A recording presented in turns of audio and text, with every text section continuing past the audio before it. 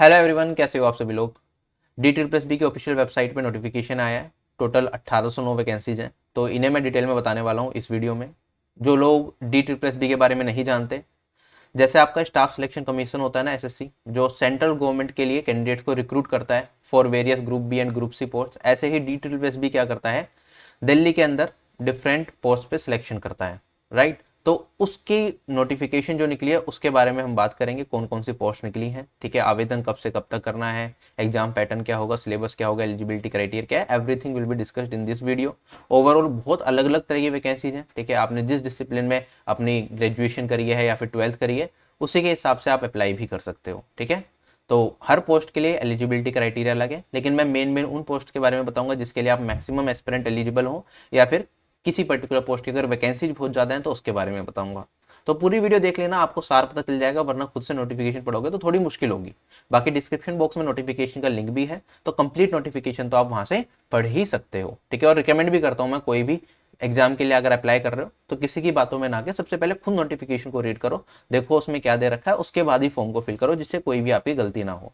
ठीक, तो स्टार्ट करते हैं। मैं ये सारी चीज़ें आपसे इन पोस्ट के बारे में डिस्कस करने वाला हूँ। तो टोटल हमारे पास 1809 वैकेंसीज हैं, ठीक है। एक दो आगे पीछे होगी तो कह नहीं सकते, बाकी वैकेंसी चेंज भी होती रहती है, थोड़ी कम या ज़्यादा हो सकती है आने वाले टाइम में। तो इसके जो फॉर्म निकलेंगे वो निकलेंगे यहाँ पे 15 मार्च से, और जो लास्ट डेट होगी फॉर्म फिल करने की वो होगी 14 अप्रैल। तो आपको एक महीने का पूरा टाइम दिया जाएगा। आप यहाँ पे देख लो कौन कौन सी पोस्ट है, यहाँ पे बहुत सारी पोस्ट मिलेंगी आपको, ठीक है। 30 से ज़्यादा पोस्ट हैं, जैसे एसएससी में होती हैं, ठीक है। यहाँ पे टेक्निकल असिस्टेंट की पोस्ट है department of training and technical education में, ठीक है। टेक्निकल असिस्टेंट की पोस्ट हो गई, टेक्निकल असिस्टेंट की यहाँ पे सिविल में पोस्ट हो गई, ऐसी केमिकल में, और अलग अलग तरह की टेक्निकल असिस्टेंट की पोस्ट मिलेंगी आपको, ठीक है। तो ये डिपार्टमेंट दे रखा है साथ में, और कितने ग्रेड पे की जॉब है ये दे रखा है। जैसे 2400 ग्रेड पे की जॉब हो गई, तो इसमें जो सैलरी होगी आपकी 35 से 40 हज़ार के बीच में होगी। यहाँ पे वैकेंसीज दिखा रखी हैं कि किस किस कैटेगरी में कितनी कितनी वैकेंसीज हैं। तो इसमें बहुत ज़्यादा वैकेंसीज नहीं है, कम कम वैकेंसीज है, तो मैं डिटेल में जा ही नहीं रहा, ना ही उससे कुछ ज़्यादा मतलब बनता। सबसे ज़्यादा वैकेंसी वाली पोस्ट में से एक पोस्ट आती है हमारे पास लेबोरेटरी असिस्टेंट की, ठीक है। ये 1900 ग्रेड पे की पोस्ट है, ठीक। तो थोड़ी सैलरी इसमें कम रहेगी, लगभग 28-30 हज़ार रुपये की सैलरी आपको मिलेगी इस पर्टिकुलर पोस्ट में। और इसमें लेबोरेटरी असिस्टेंट में जो क्वालिफिकेशन चाहिए उसके बारे में हम डिटेल में डिस्कशन करेंगे। वैसे इसमें 12th चाहिए होता है साइंस बैकग्राउंड से, ठीक है। आप सभी लोग आवेदन कर सकते हैं जिन्होंने ये कर रखा है। बाकी और कुछ वैकेंसी ये हैं, इन्हें छोड़ के जो अगली इंपॉर्टेंट वैकेंसी है वो है पर्सनल असिस्टेंट की, ठीक है। इसकी हमारे पास 84 वैकेंसीज है, और खास बात ये है ये 4600 ग्रेड पे की पोस्ट है, मतलब जो इसमें सैलरी होगी आपकी 60 से 70 हज़ार होगी, ठीक है। मैक्सिमम पोस्ट में सिर्फ टीयर 1 एग्जामिनेशन है, और उसके बाद आपको क्या देना होता है, फाइनली स्किल टेस्ट होगा, तो स्किल टेस्ट होगा, ठीक। वरना जो जूनियर इंजीनियर वगैरह की पोस्ट है उसमें टीयर 2 भी होगा, तो अभी बात करेंगे। तो ये एक पोस्टल असिस्टेंट की पोस्ट अच्छी है। इसमें एक असिस्टेंट ग्रेड 2 की पोस्ट है, ये 2400 ग्रेड पे की पोस्ट है, वही अगेन 40 हज़ार के आसपास सैलरी, इसकी 28 वैकेंसीज हैं। जूनियर स्टेनोग्राफर की पोस्ट है इंग्लिश, ये 2400 ग्रेड पे की पोस्ट है, अगेन इसमें 13 वैकेंसीज हैं। एक जूनियर इंजीनियर की पोस्ट है, तो जूनियर इंजीनियर की मैंने इसलिए डाल दी, वैसे वैकेंसीज तो बहुत ज़्यादा नहीं है, लेकिन जो जूनियर इंजीनियर लगना चाहते हैं, काफ़ी लोगों का सपना होता है, तो हमारे पास जूनियर इंजीनियर की यहाँ पे 31 वैकेंसीज है, और ये हमारी 4600 ग्रेड पे की पोस्ट है अगेन। और फाइनली लास्ट हमारे पास जो इंपॉर्टेंट वैकेंसी है यहाँ पे वो है स्पेशल एजुकेटर की प्राइमरी, ठीक है। ये 4200 ग्रेड पे की पोस्ट है, लेकिन इसकी सबसे ज्यादा वैकेंसीज है, 1126 वैकेंसीज हैं टोटल, ठीक है। और जो फॉर्म निकलेंगे उसे आप फिल कर सकते हो इस वेबसाइट पे जाके www.d++online.nic.in, सिर्फ इसी वेबसाइट से आप फिल कर पाओगे। लास्ट डेट है 14 अप्रैल 2021, और मैंने बताया फॉर्म अभी निकले नहीं है, 15 तारीख से निकलेंगे, 15 मार्च से, ठीक है। जब फॉर्म निकले तो भर देना। एसएससी की तरह इस साइट का भी सर्वर लो रहता है, दिक्कत आ जा सकती है फॉर्म भरने में, ठीक है। आगे जाके जब एग्जाम का रिजल्ट आएगा तब भी बड़ी दिक्कत आएगी, एक एक दिन में आपको मार्क्स देखने को मिलेंगे, ठीक है। ये सारे इशू जो एसएससी में, इसमें थोड़े ज़्यादा इशूज दिखेंगे आपको वेबसाइट पे, ठीक। चलूँ आगे, तो सब जगह यही हाल है। उसके बाद यहाँ पे ये आपको बता रखा है कि जो आपका फॉर्म फिल करोगे वो ऑनलाइन ही कर सकते हो, डी++ की ऑफिशियल वेबसाइट पे जाके ही फॉर्म फिल कर सकते हो। जो भी आप फॉर्म भर रहे हो उसकी फीस है 100 रुपीज़, ठीक है। अगर मैं बात करता हूँ वीमेन कैंडिडेट्स के लिए फॉर्म बिल्कुल फ्री है। SC ST category, PWD category and ex serviceman category के एस्पिरेंट्स के लिए फॉर्म बिल्कुल फ्री है, ठीक है। सिर्फ मेल कैंडिडेट्स को फॉर्म भरना है, वो भी EWS UR and OBC category के, बाकी सभी लोगों के लिए फॉर्म बिल्कुल फ्री है। कुछ एग्जाम में आपका टीयर 1 टीयर 2 दोनों होंगे, कुछ में सिर्फ टीयर 1 होगा। आगे बात करते हैं एलिजिबिलिटी क्राइटेरिया की। अब यहाँ पे मैं काफी पोस्ट के लिए अलग अलग एज बताऊंगा, तो एज आपकी जो चेक की जाएगी वो कब से चेक की जाएगी, जैसे हमने देखा ना 14 अप्रैल फॉर्म को भरने की लास्ट डेट है, तो आपकी एलिजिबिलिटी, आपके पास जो डिजायर्ड क्वालिफिकेशन है वो भी कब से देखी जाएंगी, 14 अप्रैल से देखी जाएंगी, और उसके बाद जो आपकी एज है वो भी 14 अप्रैल 2021 से चेक की जाएगी। ठीक है, अब हम यहाँ पे बात करते हैं एज रिलैक्सेशन की, जो सेंट्रल गवर्नमेंट की सभी वैकेंसीज में जैसे एज रिलैक्सेशन मिलता है, SC ST कैटेगरी को 5 साल का, OBC कैटेगरी को 3 साल का, PWD कैंडिडेट्स को 10 साल का, वैसे ही एज रिलैक्सेशन यहाँ पे भी आपको मिलेगा। नेक्स्ट, अब हम एक एक करके पोस्ट के बारे में बात करेंगे। जैसे सबसे पहले पोस्ट बताई थी मैंने लेबोरेटरी असिस्टेंट की, तो कैटेगरी वाइज यहाँ पे वैकेंसीज भी दिखा रखी है, कितनी है, टोटल 66 पोस्ट है। ठीक है, एसेंशियल क्वालिफिकेशन हमारे लिए जरूरी होती है, डिजायरेबल हो या ना हो फर्क ज्यादा नहीं पड़ता। एसेंशियल क्वालिफिकेशन में क्या है, 10th 12th पास होनी चाहिए एक रिकॉग्नाइज्ड बोर्ड से, यूनिवर्सिटी से, जिसमें या तो फिजिक्स केमिस्ट्री मैथ्स हो, आपके पास PCM हो, या फिर आपके पास अगर 12th पास कर रहे हो तो PCB हो, फिजिक्स केमिस्ट्री बायोलॉजी हो, तभी इस पोस्ट के लिए एलिजिबल हो। ये 1900 ग्रेड पे की पोस्ट है, जैसे कि मैंने बताया। सैलरी लगभग आपके पास 30,000 रुपए के आसपास आएगी। आगे बात करते हैं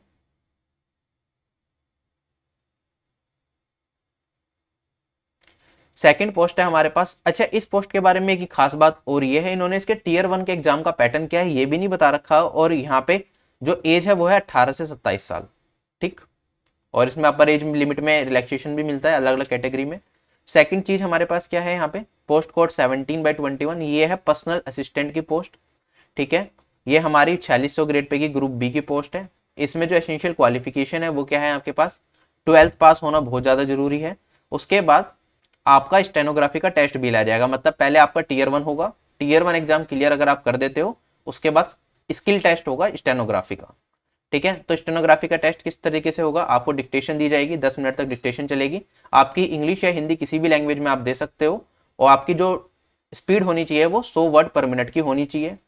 ठीक है, और यहाँ पे जो कंप्यूटर में मैटर ट्रांसक्राइब किया जाएगा वो 40 मिनट में मिलेंगे इंग्लिश के लिए, और हिंदी के लिए आपको मिलेंगे 55 मिनट। ठीक है, जो आपने मैटर लिखा होगा उसे आपको कंप्यूटर पे भी टाइप करना होता है, तो सेम मैटर जो 10 मिनट में आपने शॉर्ट हैंड से लिखा होगा उसे कंप्यूटर पे टाइप करोगे, इंग्लिश के लिए आपको 40 मिनट मिलेंगे, हिंदी के लिए 55 मिनट मिलेंगे टाइपिंग के लिए।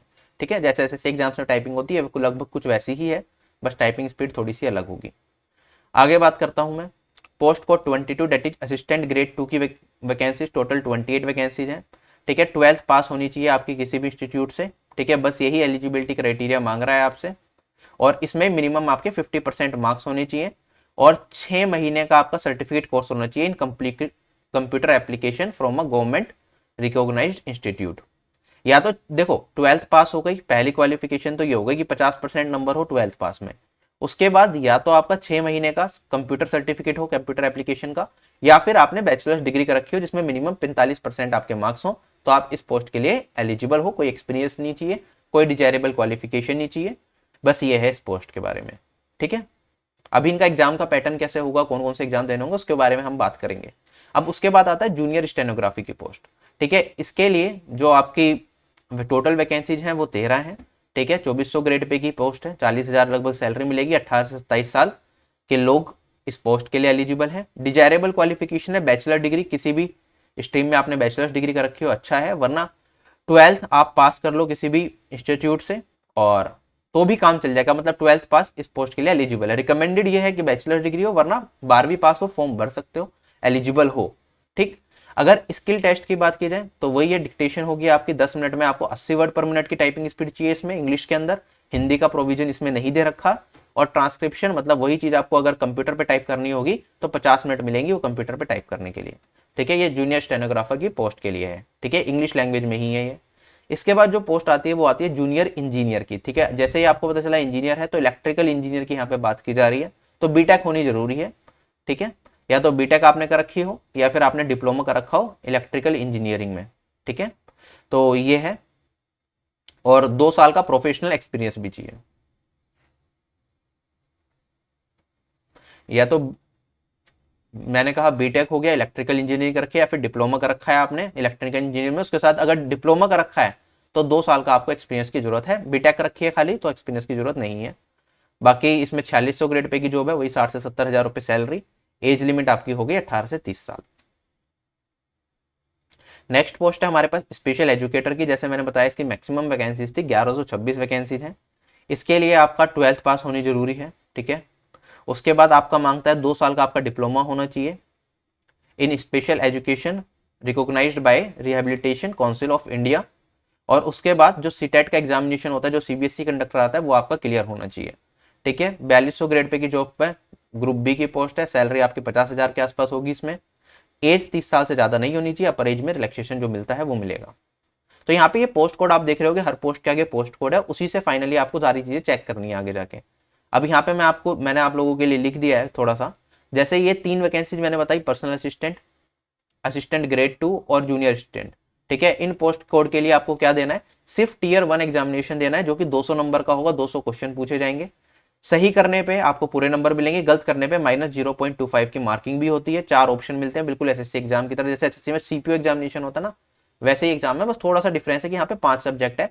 5 सब्जेक्ट में कितने कितने 40-40 क्वेश्चन पूछे जाएंगे। जनरल अवेयरनेस हो गया, जनरल इंटेलिजेंस एंड रीजनिंग हो गया, अर्थमेटिक एंड न्यूमेरिकल एबिलिटी हो गया, हिंदी लैंग्वेज और ऐड कर दी गई है, बाकी इंग्लिश लैंग्वेज का टेस्ट है। तो 40-40 नंबर के 5 सेक्शन होंगे। यहाँ पे थोड़ा सा डिफरेंस ये भी होता है, मैंने एक बार डीपीएसबी का एग्जाम दिया था, एसएससी में क्या होता है ना अपना, कि हम किसी भी सेक्शन में कभी भी मूव कर सकते हैं, ठीक है। मान लो आपने पहले हिंदी से स्टार्ट, वो क्या कहते हैं, इंग्लिश से स्टार्ट करा, बीच में इंग्लिश के 4-5 क्वेश्चन करे, आप चाहो तो मैथ्स में जा सकते हो, लेकिन इसमें ऐसा नहीं होता शायद, ठीक है। एक बार दास ग्रेड 2 का पेपर देखा था मैंने, उसमें क्या था, यहाँ पे ये सारी चीजें नहीं अलाउड थी, कि मतलब आप अगर हिंदी से स्टार्ट, मतलब जिस भी सेक्शन से, जो भी उसमें पैटर्न दे रखा होगा, उसी सेक्शन से आपको स्टार्ट करना होगा।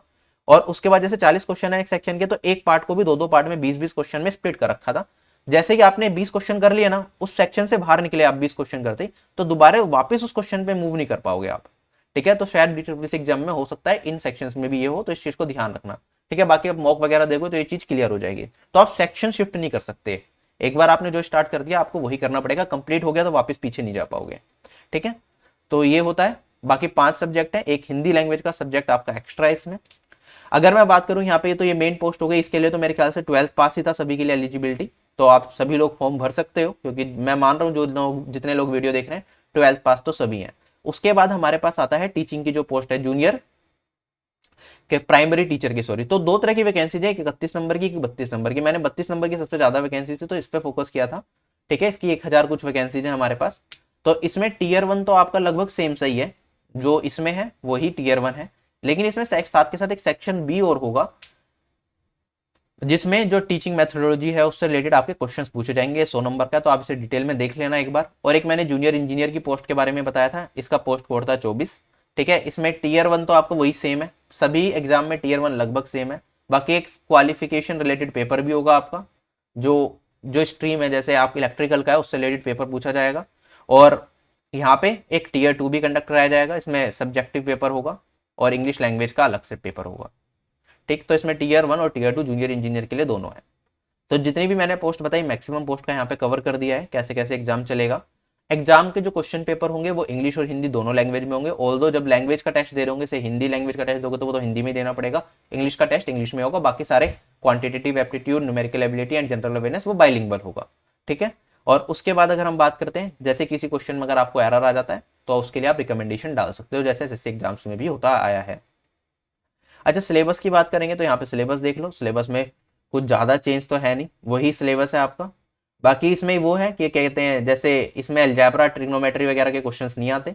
मेन आपका अर्थमेटिक एंड न्यूमेरिकल एबिलिटी की बात करूँ तो इसमें अर्थमेटिक सेक्शन हो गया आपका पूरा का पूरा, एडवांस मैथ्स नहीं आएगा, मेंसुरेशन के बेसिक क्वेश्चन आएंगे।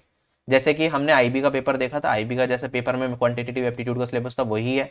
आरबीआई असिस्टेंट का देखा था हमने, ठीक है, आरबीआई ऑफिस अटेंडेंट का जो उसका सिलेबस था, ये इन सब का सिलेबस लगभग सेम सही होता है, ठीक है। एसएससी ही है जिसके अंदर, एसएससी और रेलवे ही है जिसमें आपका अलजेब्रा, ट्रिग्नोमेट्री वगैरह भी पूछते हैं, इनमें नहीं है, ठीक। और जनरल अवेयरनेस में तो कहीं से कुछ भी पूछ ही सकते हैं, आप लोगों को पता है, सारे सेक्शन आपको कवर करके जाने हैं, कुछ छोड़ना नहीं है। जनरल इंटेलिजेंस एंड रीजनिंग में भी जो एसएससी का एग्जाम का पैटर्न है वैसे ही है, इसमें कुछ अलग नहीं है, एसएससी जैसा चलेगा, बैंकिंग जैसा नहीं चलेगा, ठीक है। हिंदी और इंग्लिश लैंग्वेज में कुछ भी पूछ सकते हैं, तो आपको सभी सेक्शन अपने तैयार करने हैं अच्छे तरीके से। टेक्निकल एग्जाम के लिए जो भी पोस्ट है, मैंने कुछ पोस्ट बताई, उनमें तो टेक्निकल ज़्यादा में है नहीं, बाकी 2 पोस्ट में था, एक टीचर की वैकेंसी में टेक्निकल एग्जाम होगा आपका, ठीक है, सेक्शन बी, और एक जूनियर इंजीनियर में। बाकी पोस्ट में तो कुछ ऐसा टीयर 2 भी नहीं है। और बाकी कोई और भी वैकेंसीज थी, मैंने कहा 30 से ज़्यादा वैकेंसीज हैं, तो आप देख लेना एक बार डिटेल में। और उसमें जिसमें भी टेक्निकल रिक्वायरमेंट मांगता है तो उसका टेक्निकल का पेपर होगा सेक्शन बी में आपका। अब जो टीयर 1 एग्जामिनेशन है, जैसे हमारे पास यहाँ पे कुछ पोस्ट थी जिसमें सिर्फ टीयर 1 एग्जामिनेशन था, तो मेरिट डिसाइड करने के लिए सिर्फ टीयर 1 के मार्क्स जुड़ेंगे इन सभी पोस्ट के लिए। बाकी जिन पोस्ट में टीयर 2 भी है, जैसे कि जूनियर इंजीनियर की पोस्ट है, यही ऐसा एग्जाम है अभी जितनी बताई मैंने उसमें जिसमें टीयर 2 भी है, तो इसमें टीयर 1 क्या हो जाएगा, आपको क्वालिफाइंग जो मार्क्स जुड़ेंगे सिर्फ टीयर 2 एग्जामिनेशन के जुड़ेंगे, इसी से मेरिट बनेगी। यहाँ पे ये मेंशन कर रखा है, ठीक है। एक बार देख लेते हैं क्या दे रखा है। इन 2 tier examination tier 1 exam is used for short listing only, ठीक है। टीयर 1 सिर्फ क्वालिफाइंग होगा उन एग्जाम्स में जिसमें टीयर 2 है, जिसमें टीयर 2 नहीं है तो टीयर 1 के भी मार्क्स जुड़ेंगे, टीयर 1 से ही मेरिट लिस्ट निकाली जाएगी। टीयर 2 हो गया, टीयर 2 पे से मेरिट बनेगी जिसमें टीयर 2 है, और उसके बाद टीयर 2 होने के बाद आपका स्किल टेस्ट भी हो सकता है, जैसे स्टेनोग्राफिक एग्जाम के बारे में बात करी थी हमने, जिसमें आपसे टाइपिंग स्पीड भी मांग रहा है, तो उसके लिए आपका स्किल टेस्ट भी अलग से कंडक्ट कराया जाएगा अगर आप ये एग्जाम क्वालिफाई कर लेते हो, ठीक है। नेगेटिव मार्किंग 0.25 मार्क्स की होगी। अगर मल्टीपल शिफ्ट में एग्जाम होगा तो नॉर्मलाइजेशन भी होता है DSSB के एग्जामिनेशंस में, और साथ ही साथ नॉर्मलाइजेशन का फॉर्मूला वही है SSC वाला। अगर हम बात करेंगे यहाँ पे मिनिमम मार्क्स भी लाने होते हैं आपको क्लियर करने के लिए, जैसे जनरल कैटेगरी है 200 नंबर का पेपर दे रहे हो आप, तो मिनिमम आपको 40% मार्क्स लाने पड़ेंगे। ओबीसी कैटेगरी से 35% है, SC ST PH कैटेगरी से आपके 30% मार्क्स है। ओबीसी की बात कर रहे हैं, सिर्फ दिल्ली कैंडिडेट्स के लिए बता रखा है यहाँ पे। और अगर मैं एक्स सर्विसमैन की बात करूं तो उन्हें 5% का एक्स्ट्रा रिलैक्सेशन मिल जाता है मिनिमम मार्क्स में। अच्छा, अगर स्किल टेस्ट की बात की जाए तो स्किल टेस्ट जॉब की रिक्वायरमेंट के हिसाब से आपका कंडक्ट कराया जाएगा, ठीक है। तो आई होप मैंने आपके जितने भी डाउट्स हो सकते थे इस वैकेंसी से रिलेटेड सारे बता दिए हैं। आपको पता चल गया होगा आप एलिजिबल किस पर्टिकुलर पोस्ट के लिए हो, किस पर्टिकुलर पोस्ट के लिए नहीं हो, क्या ये पोस्ट आपके लिए सही है या नहीं है, किस पोस्ट में कितनी सैलरी मिलेगी, एवरीथिंग मैंने कवर कराया है इस वीडियो में। और मुझे लगता है कि इतनी डिटेल में DSSB की वैकेंसीज को बताना थोड़ा मेहनत का काम है, ठीक है। मैंने मेहनत करी है इस वीडियो को बनाने के लिए, तो आप आई होप आपको वीडियो पसंद आई होगी, आपके लिए यूजफुल रही होगी वीडियो। और अगर आपको कोई डाउट है तो कमेंट सेक्शन में कर देना। मैं ये नहीं कह रहा कि मुझे सारे डाउट्स पता होंगे इस वैकेंसी के बारे में, लेकिन अगर कुछ पता होगा या बाकी एस्पिरेंट्स होंगे उन्हें पता होगा तो वो जरूर रिप्लाई करेंगे। सारे बहुत ज्यादा सपोर्टिव एस्पिरेंट है हमारे चैनल पे, एक दूसरे की मदद करने के लिए हमेशा रेडी रहते हैं। So bye bye, take care. Telegram channel join कर लेना नहीं किया है तो, SSC एग्जाम से रिलेटेड सारी इन्फॉर्मेशन टेलीग्राम चैनल पे मिलती है, और इसका नोटिफिकेशन भी टेलीग्राम चैनल पे भी मैं डलवा दूंगा, ठीक है। तो bye bye, take care and जय हिंद।